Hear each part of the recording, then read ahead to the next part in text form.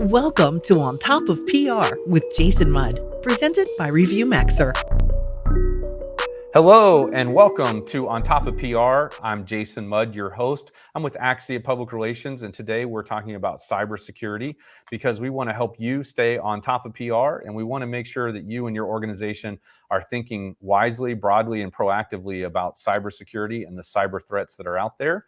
And so to that end, I want to welcome our guest today, Bryce Austin with TCE Strategy. Bryce, welcome. Glad you're here. Hey, thank you so much, Jason. I appreciate it. Yeah, my pleasure. So I wanted to have you on the show today because I feel like crisis communications, that's a practice we have in cybersecurity, are obviously top of mind for employers and corporations, both large, medium, and small. And if it's not, it definitely should be. And I want to bring that awareness to them today. But our PR agency has pivoted and started a practice specifically to cybersecurity, helping companies communicate both before, during, and after a data breach or other cyber incident, both to internal audiences and external audiences. So let's start off by just asking you, Bryce, how did you get into this business? Well, I started in 2001 when I became head of IT for a small company called Payday of Minnesota. They did payroll services similar to ADP, Paychex, Ceridian. Mm-hmm. And then in 2004, we were bought by Wells Fargo to provide the same service just to their clients as opposed to ours. And we got big.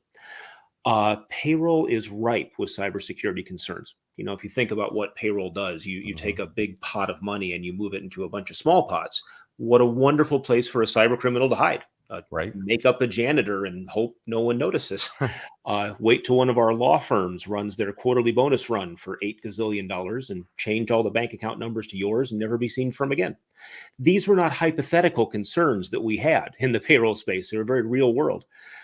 So was the CIO of Wells Fargo Business Payroll Services for a number of years, and then moved over to Target to run their technology programs that would touch the stores themselves, things that would change the customer experience, the team member experience. Right. Very exciting, a lot of fun, just in time for the breach.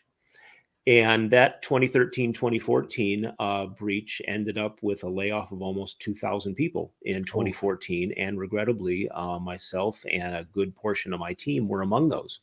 That was a difficult period to go through. It was challenging. I had a 15-year career where things were moving up and up and up. And I went from bonus checks to unemployment checks because of a cybersecurity breach. Right. So I decided to do something about it. I decided to start my own company to help other companies understand what these cybersecurity issues are so that they can make good real world decisions about them. Absolutely. That makes perfect sense to me. And you're doing me a favor by echoing what I talk to our team about on a frequent basis, which is you don't only have an incentive of protecting our corporate brand reputation by doing the right things to protect the company from cybersecurity breaches, but it's also in your best interest from an employment standpoint, right? That we maintain that reputation and that technology, and that we're being proactive and smart about how we behave at work.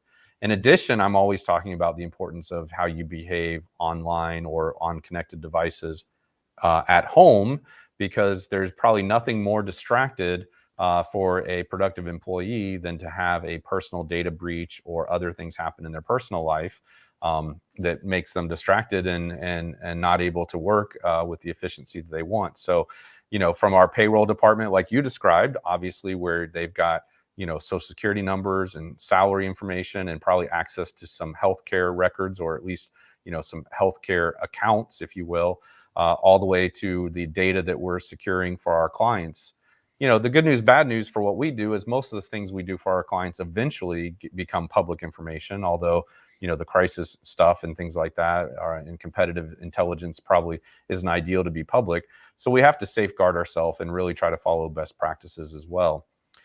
You mentioned before we press record a little bit about, comparing and contrasting Target's data breach to that of Home Depot.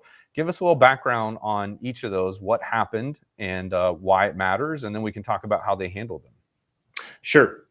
Well, the differences between them from a technical standpoint were very minuscule. Make a long story short, with both of them, there were account credentials that were somehow compromised. They did not deal with a system that was directly related to the cash registers, or the POS system, as it's called in retail, point of sale. Yeah. So someone got a hold of credentials that gave them some sort of foot in the door. They were then able to pivot from different parts of the network till they eventually found the development environment. And the development environment does contain the source code for the cash registers, and they were able to modify it. They injected new pieces of code into that software that enabled them to get a copy of the credit cards as they went through. Mm-hmm. The malware in question was called Black POS, but that isn't really important. What is important is that as credit card transactions were going through each cash register, the cash registers had been reprogrammed to give the bad guys a copy of the credit card numbers. Obviously, that's a real problem and is at the heart of the credit card breach. The big difference between how they were handled, though, it was very interesting. If we think back all the way to like 1979, when we had 3 Mile Island, right? So if I say the word 3 Mile Island, almost everyone in the audience is going to think about the nuclear power plant incident where we had a partial meltdown, a lot of bad things happened. Who owned that power plant? No one knows. It's called the 3 Mile Island breach. It turns out it was a group called Metropolitan Edison, but I know that only because I looked it up. Right. They were able to brand that breach in a way that it had nothing to do with the actual company that was running the power plant at the time.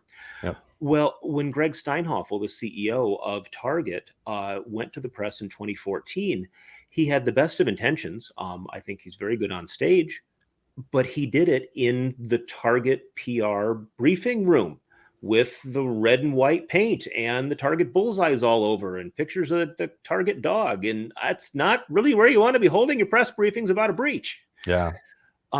Home Depot, when they did the same thing, I don't recall seeing a lot of press where people were wearing orange smocks that had a Home Depot logo on it. It's not that you need to divorce yourself from it, but you don't need to paint it all over the room to have your logo be part of this. The other piece is that the real world implications to consumers are significant when there's a credit card breach, because it's inconvenient to get new cards and they may have to deal with fraudulent transaction. Those things aren't really fun. They also aren't the end of the world. It's not like someone found out about deep, dark secrets that you really want confidential, about confidential medical issues. It's a genuine inconvenience. It's something I don't want to minimize, but on the grand scale of bad things that can happen in the world of cybersecurity, losing a credit card is not very high on that list from one consumer to another. I don't think that Target did as good a job bringing up the real world implications of what it meant to customers versus Home Depot. Okay, got it. So what's on my mind, Bryce, is that we'll call them maybe that obstinate employee or individual who just thinks, why does it matter what my password is? And why should I make a special effort? Kind of talk us through kind of the things they need to be thinking about and how do we make it real for them? You're making my teeth bleed here, Jason. Don't say words like that. Stop it. Okay. So in the world of computers, convincing a computer that you are who you claim to be is the name of the game when it comes to getting access to certain systems. It's called authentication, and we're all used to using a password. There are 3 different ways of telling a computer that you are who you claim to be. One is something you know, like a password, right? You climb the mountain and say, open sesame, and the door is open. The second is something you have, like a car key. That's how car authentication works. If you are the hand holder of the car key, then you have complete control of the car in most cases. The third is something you are. That's what keeps your spouse from hitting you over the head with a frying pan when you walk through the front door. They just recognize you. And computers can do that with a facial recognition scan, a voice print scan, a fingerprint, that kind of thing. I wish we didn't have passwords anymore, but we do. And we're going to for some time. A lot of people are working on getting rid of them. It's a slow process. Here's the problem. At last count, I have a password to 587 different systems. That's a large number. Now, this is what I do for a living. Most people don't have that many. But if you think you might have 50 in your world, that's not unreasonable. From your bank account to your retirement account to your email address to the hobbies that you have, iloveporsches.com, catsareus.com, all of these systems often want a username and a password. I do not have high confidence that iloveporsches.com, if that's a real site, by the way, I made that up, so my apologies in advance. But I don't have high confidence that a hobby site like ilikeshootingpelletguns.com is going to have the same sort of security on it as my bank or Amazon or eBay or Etsy or other e-commerce sites, it's going to be a completely different level of concern. If I'm using the same password at all of those areas, if one website gets popped, my whole world just got popped. And it can be a problem for individuals because someone getting into your bank account is a completely different level of concern than someone seeing what posts you've made at iloveporsches.com. It's an issue for employers as well, because many of us have work email accounts. Many of us have VPNs or virtual private networks that let you from the internet into the internal network of a given company. And if you're using the same username and password for those critical things that you are for your hobbies, you're exposing yourself to tremendous risk. You need to have different passwords for different areas. There is no human way to remember different passwords for 587 different areas. It just can't be done. You need a password keeper. Password keepers are programs that are specifically designed to hold one master password to open up the vault of all the others. And then the password keeper can automatically enroll you. It can log in for you to the various websites or applications that you use. And when done properly, they can actually be a real-time saver, because typing in a good long password is time consuming. And if the computer will do it for you after you've authenticated yourself to the password keeper, you're in a much better place.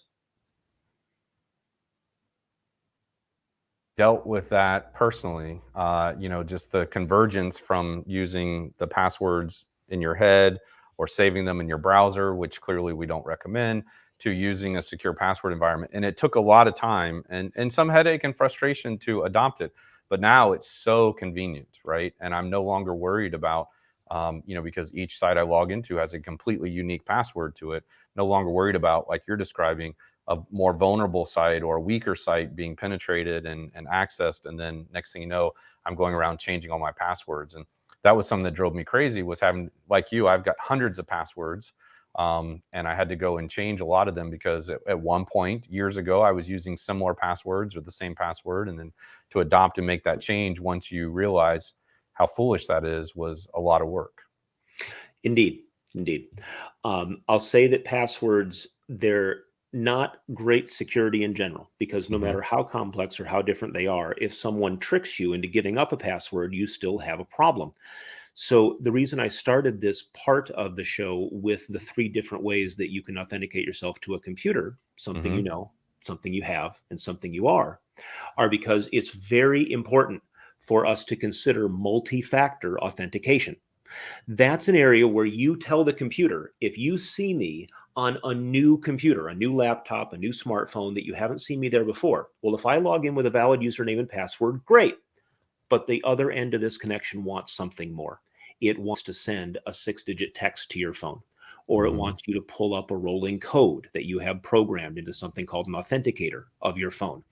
It changes your phone, instead of just being a phone, into a something you have type of authentication, like a car key. When used properly, this is the closest thing to a magic bullet that we have in the world of cybersecurity right now. Every large website supports it. Your banks support it. Google supports it. Amazon supports it. Etsy supports it. eBay supports it. Snapchat, okay? The thing that our teenage sons and daughters are using to send pictures of each other to other teenage sons and daughters that they don't want us as their parents seeing, that supports multi-factor authentication, and it's free. Right. Turning it on takes 5 or 10 minutes, and it is an incredible step up in the overall cybersecurity posture of any individual or any company. I absolutely agree. And I think it's 100% worth the effort, but you have to have a commitment to the effort and to realize why it's valuable and why it's important. Bryce, we're going to take a quick break, come back on the other side. I want you to kind of walk through your recommendations. If, you could wave a magic wand at corporate communications departments at, say, Target and Home Depot, et cetera. What should they be doing? And we'll cover that on the other side of this break. You're listening to On Top of PR with your host, Jason Mudd. Jason is a trusted advisor to some of America's most admired and fastest growing brands. He is the managing partner at Axia Public Relations, a PR agency that guides news, social, and web strategies for national companies. And now, back to the show. Hello and welcome back to On Top of PR. I'm your host, Jason Mudd. We're joined today by Bryce Austin with TCE Strategy. We're talking about cybersecurity and why it's important for corporate communications professionals to be aware of it. So Bryce, welcome back to the show. Thank you. We were talking a little bit of comparing Target and Home Depot and how they handled, their situation. You said the breach started in the development environment. When we get involved with clients, we talk about how a lot of breaches, breaches are happening not because, of a computer issue, but mostly because of a human issue. And sometimes it's the employee that becomes kind of the accidental or on purpose gateway to that cyber breach. And we talk, I talk with clients about how they'll often bring in an outside development company to work in a development environment, but never encrypt the data that they send to that development environment, or use fake data, right, in that testing environment on the development side. And instead, they're giving real customer data to a third-party developer who may not have the same security process and protections in place that they do corporate side. And so I like to call that personally minimum necessary. So if you send customer data to a mailing house to send out a mailer, maybe you don't need account numbers in that database you send to that mailer. Or maybe you don't need social security numbers if it's not appearing in the communication you're sending. Bryce, how do you talk to clients about things like that? A number of approaches to protecting data.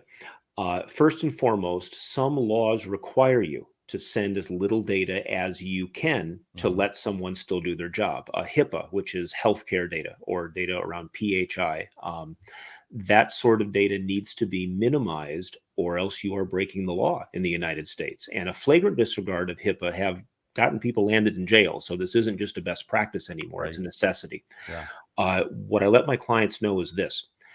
It's easy to let everyone have access to all of your data because they can all do their job. If one person has their account taken over by a cyber criminal, all the data they have access to is now exposed to being stolen, to being ransomwared. You want to limit that exposure as much as you can. You want to go from the security that most people have in our homes, which are locks on the outside doors, but as soon as you're in, you can get pretty much anywhere. You want to move to a safety deposit box style of security where people have access to the worlds that they need and no others, because it minimizes the potential exposure that you have. Yeah, that's a good point. I love that illustration. So what types of cybercrime are most active in 2022? And we're recording this January 20th of 2022. Yeah, it'll be interesting to see if I'm proven right or wrong. There are two huge ones. Number one is wire fraud transfer. And that's where you try to get someone, you convince them to send money that either they are owed or that they owe someone else. You try to get it to come to your bank account versus the real bank account. And you do that by taking over people's email accounts. You pretend to be them. You see who owes them money, and then you pretend to be the person whose account you've compromised, and you convince the other side to send it to a new bank account number.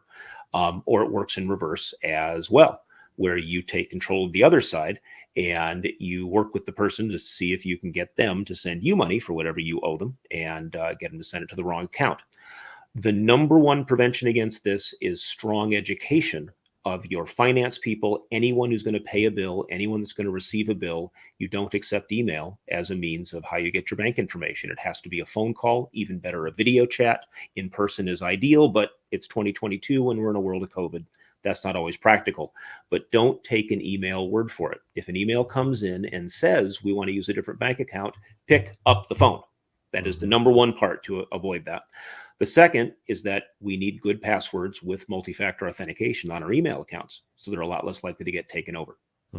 The second most common is ransomware. And most companies, most people don't have data the way Target did, where it's easy to simply sell the data. You can sell the credit card numbers to other criminals and you make money from doing that. Most of us don't have that kind of data, but we need the data we do have to do our job, whatever our business happens to be. So the bad guys encrypt your data. If they find any backups, they destroy those backups, and then they demand money from you to give you back the data that you used to have. That's the ransomware business model. To keep that from happening, it's all about basics. It's all about general cybersecurity hygiene that some companies do very well and others don't. Yeah, that's you're giving me a little heartburn thinking about all these scenarios. You said earlier that the importance is informing and educating employees. Who do you sense owns that responsibility? I mean, I imagine it's owned from the highest level to HR, to corporate communications, to IT and cybersecurity. specialist. What's your ideal scenario of kind of owning that, and how does a company go about making sure they are informing and educating employees?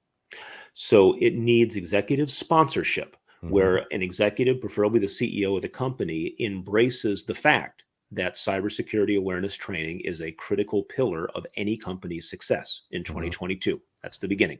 Okay. Then you need some reasonable level of funding, and it doesn't take much, by the way, so that you have some sort of program around this, the same way that some industries that have to have it, like the construction industry or manufacturing, they have physical safety training that everyone has to go through before you can hop on a job floor or you work a construction site, those kind of things. You need some sort of funding around it. That's typically fairly minimal. Around who owns it? Well, it varies from company to company. If you have a training department that trains in any form or fashion, that's where you want it to be. Your IT team can help with specifics as to what sort of training it ought to be. But if you don't have any sort of training department in your company, then you have to figure out where it makes most sense. Oftentimes we see it in HR because disregarding the training or a lack of understanding the training, well, that is an HR issue, especially if you're someone that has access to a lot of data, or if you're in finance, or if you're in HR because you have access to all the HR files. There isn't a perfect answer as to who should own it, but the executives need to make it one of the core tenets that companies need to be successful in this internet age. Well, and a lot of companies have a chief information security officer, CISO, or I hear different ways of pronouncing it. We pronounce it CISO. My CISO, company yeah, provides virtual CISO services yeah, for many other yeah. companies.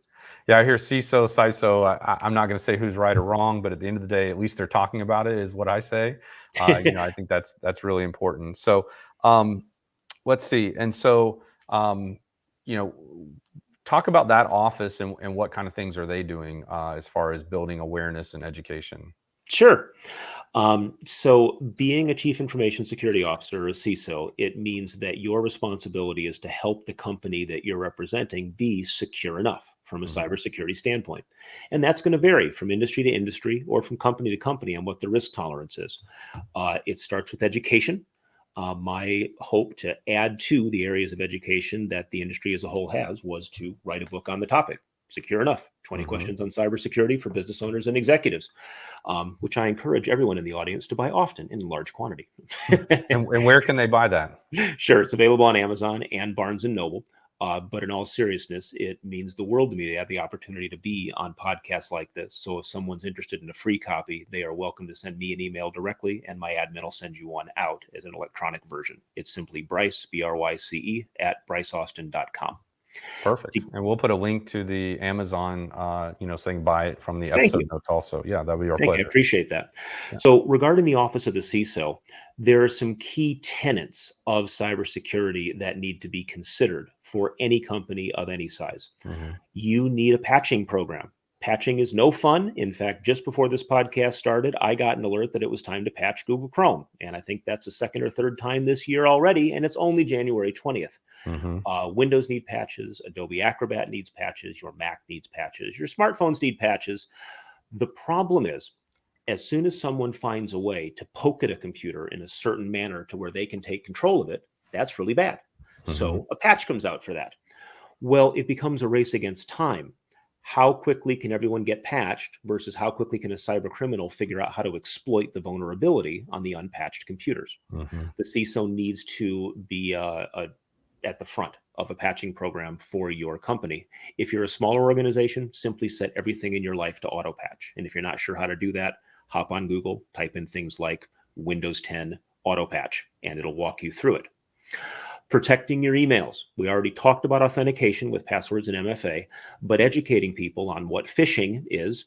Phishing is when you get certain emails come in that say, you might find this interesting, and there's just a link, or saw this and thought of you, and there's an attachment, but those links and attachments are malicious. Well, we need to educate people on that.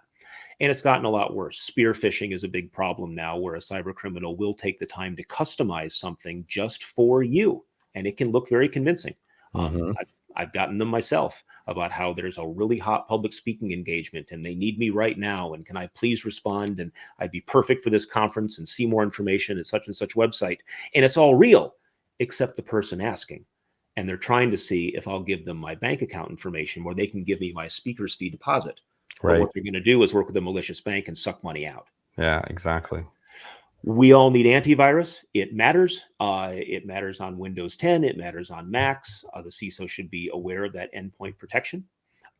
We need to make sure we don't have end-of-life computers. There are still a lot of Windows 7 computers, Windows Server 2008. These end-of-life computers can't be supported anymore. They don't get patches, even when these critical vulnerabilities come out. And the CISO needs to help with both the understanding as to why this is so important and a reasonable budget behind it. Yeah. And we've recently, clarified as well next generation antivirus, right? So, not just, not just ones, but So old school antivirus would look for certain signatures or certain sets of data inside a file, and people knew because that had been identified as a virus already, that if you see that signature, then it's bad. Well, there's this new technology called polymorphic encryption. And the bottom line is it's very easy to make old viruses look unique from anything anyone's seen. So next generation antivirus does what's called behavioral detection. And it tries to tell friend from foe on what the application in question is trying to do. And if it's trying to do something that doesn't look right, then it locks it down. This is a constant game of cat and mouse. So next generation antivirus helps a lot, but we need what's called a defense in depth profile, where you have good antivirus and a good patching program and least privileges to your data and strong usernames, passwords, and multi-factor authentication. And if you can do all those things, I think I just solved 90% of all cybercrime in the last 30 seconds.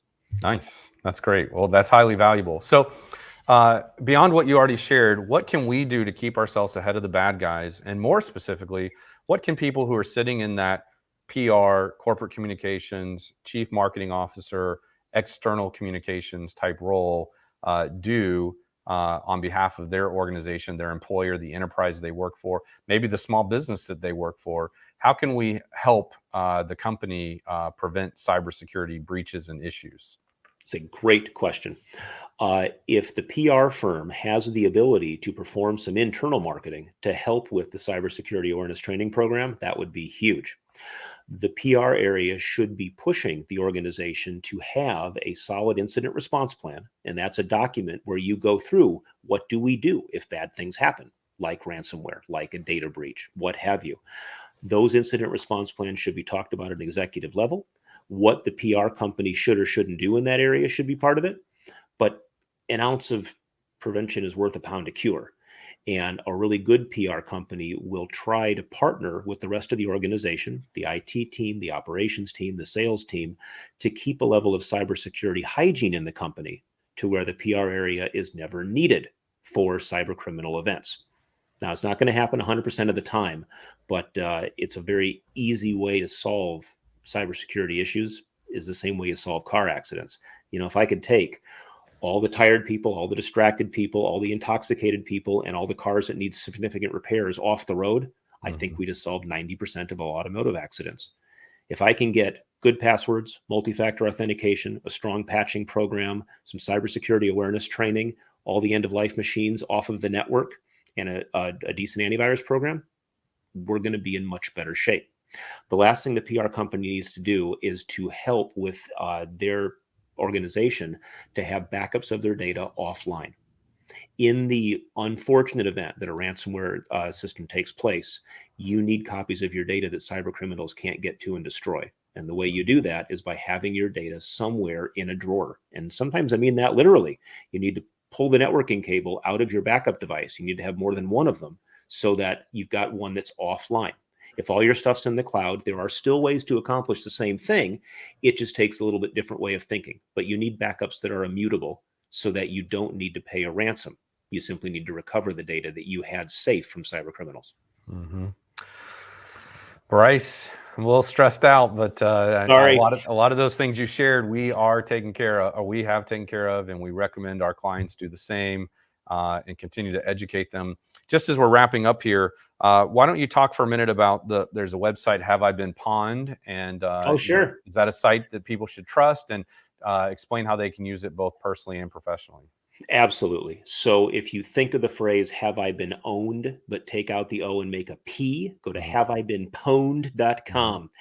And what that site is a collection of all of the old breaches that have gone on. The 2013 Yahoo breach, the 2016 LinkedIn breach. There are lots and lots of them. And if you type in your email address, it will let you know whether or not your particular account has been part of a breach. Now, if it has, don't panic. Many breaches did not include the passwords. And if they didn't get the passwords, then it's a good idea to change your password for that particular site. But I wouldn't jump up and down about it. But the two I mentioned, the 2016 LinkedIn and the 2013 Yahoo, the bad guys got the passwords. So if you still have that password in place anywhere, it is imperative that you change it.